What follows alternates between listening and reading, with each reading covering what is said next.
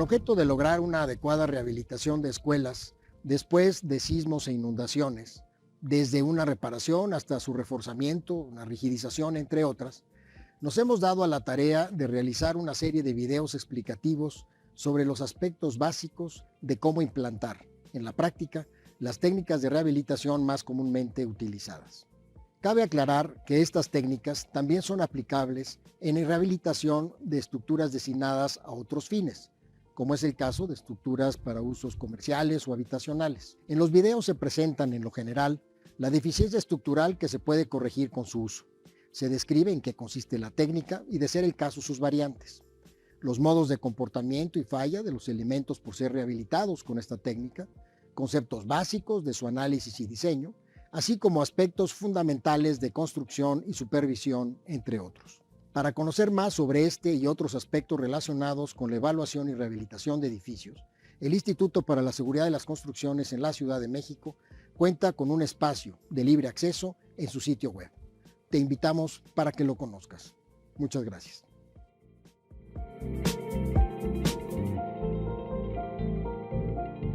El encamisado de vigas, columnas y nudos con concreto consiste en añadir una capa de concreto o mortero alrededor de estos. Se denomina encamisado total si rodea todo el elemento y parcial si solo cubre algunas caras contiguas. Esta capa se refuerza por medio de barras corrugadas longitudinales y transversales o por medio de malla de alambre soldado. También se pueden usar concreto o mortero con fibras de distintos tipos y materiales. Los encamisados ayudan a incrementar la rigidez, la resistencia y la capacidad de deformación lateral del edificio. También aumentan la resistencia a carga axial, fuerza cortante y a momento flexionante del elemento estructural. Esta técnica se recomienda en los siguientes casos: edificios con columnas cuyo modo de falla está controlado por fuerza cortante, lo cual puede afectar el desempeño sísmico de todo el edificio. Edificios a base de marcos resistentes a momento que posean una resistencia y/o rigidez laterales insuficientes ante las demandas sísmicas de diseño. Edificios con pisos débiles, usualmente en la planta baja. Edificios con vigas y/o columnas cuyos traslapes del refuerzo existente son escasos. Aunque es recomendable realizar encamisados totales, la configuración estructural del edificio, fachadas y las conexiones entre elementos pueden representar un obstáculo. En el caso de las vigas, la losa es el principal obstáculo. Ante esta situación, un encamisado parcial que cubre las caras inferior y laterales es una opción por elegir, permitiendo incrementar la capacidad de flexión y/o corte, además de mejorar la unión con columnas y muros cuando existen traslapes deficientes. Existen algunas estructuras en las que las columnas perimetrales no pueden ser encamisadas de forma total debido a la presencia de fachadas, a las colindancias y a los límites del predio. En estos casos, es aceptable encamisar 3 e incluso 2 caras si la columna está en esquina, siempre y cuando se garantice el trabajo monolítico con la columna existente, que puede obtenerse mediante anclas de barras de acero ahogadas con resina epoxi. Las columnas con sección transversal circular deben ser encamisadas en todo su perímetro. Cuando las vigas y columnas se encamisan para incrementar la resistencia y rigidez lateral del edificio, es necesario encamisar el nudo también. De esta forma, se pueden transmitir los esfuerzos de las vigas encamisadas a las columnas encamisadas, evitando la falla del nudo. También se debe encamisar el nudo cuando el encamisado de las columnas se hace en toda la altura del edificio. Es crucial que el concreto del nudo quede bien confinado. El modo de comportamiento del elemento estructural rehabilitado con esta técnica debe ser dúctil, dominado por la flexión. Para aquellos elementos que fallan originalmente por flexión, se revisará que el encamisado no altere el modo de falla. Cuando el elemento original muestra un comportamiento frágil, como el dominado por corte o adherencia, el encamisado servirá para cambiar a un modo dominado por flexión. Si la columna original presenta daño moderado a severo por agrietamiento, aplastamiento del concreto y pandeo del refuerzo longitudinal, se debe cuidar que el encamisado evite una falla que sea dominada por corte. Para realizar el análisis y diseño de estos elementos, se puede recurrir a las expresiones de las normas técnicas complementarias para diseño y construcción de estructuras de concreto o del Código 318 del Instituto Americano del Concreto. En el análisis y diseño se deberán considerar las propiedades mecánicas de los concretos original y nuevo.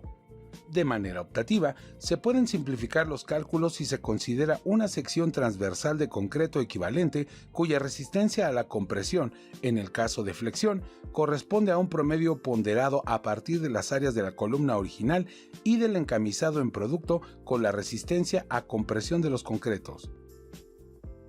En el caso de cortante, se considera la raíz cuadrada de la resistencia a compresión de los concretos. Además, deberá cumplirse que el elemento tiene un encamisado total, el elemento no presenta daño grave o ha sido reparado con inyección de resina y o restitución de concreto aplastado. El espesor de la camisa es igual o mayor que 100 milímetros en columnas, 80 milímetros en vigas o mayor o igual que 15% del peralte de la sección transversal, el valor que resulte mayor. La camisa está construida con concreto de resistencia igual o mayor que 250 kilogramos por centímetro cuadrado o 50 kilogramos por centímetro cuadrado mayor que la resistencia del concreto del elemento existente, lo que resulte mayor. Solo se acepta concreto clase 1. El comportamiento del elemento encamisado sea monolítico mediante la superficie preparada para ello y con conectores metálicos. La cuantía de refuerzo longitudinal del elemento encamisado debe ser mayor o igual a 1%, menor o igual a 6% para columnas y menor o igual a 2.5% para vigas. La cuantía de refuerzo transversal del elemento encamisado debe ser mayor que la del elemento existente y cumplirá con lo establecido en las especificaciones para el refuerzo transversal para confinamiento y para fuerza cortante. Cuando el encamisado no es total, se debe considerar una sección transversal compuesta, calculando la resistencia del elemento y de la camisa por separado. En los casos en que haya carga axial, se considera que ésta solo actúa en el elemento existente. Es frecuente que solo sea necesario encamisar columnas para incrementar la capacidad acortante. En este caso, el refuerzo longitudinal no deberá ser continuo de un piso a otro. Además, el encamisado se deberá separar de los sistemas de piso inferior y superior 3 centímetros. Para garantizar la transferencia de esfuerzos, la superficie del elemento existente deberá ser preparada antes del encamisado por personal capacitado y herramientas adecuadas. Esta preparación consiste en incrementar la rugosidad por medio de escarificación, picado o chorro de arena. La rugosidad debe ser de al menos 6 milímetros entre valle y cresta.